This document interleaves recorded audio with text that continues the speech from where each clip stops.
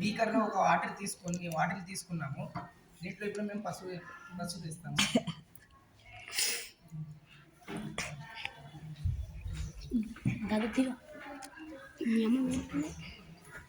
ఇప్పుడు పసుపు వేయడం కోసం ఎల్లో అయిపోయింది. ఇప్పుడు మళ్ళీ దీంట్లో సర్ఫ్ వేస్తున్నాము.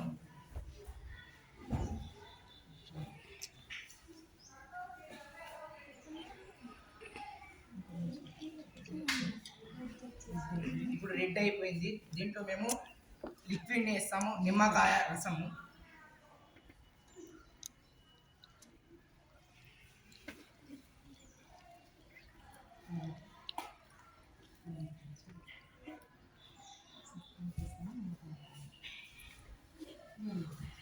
నిమ్మకాయ రసం వేయడంతో మళ్ళా ఇది ఎల్లోగా మారింది.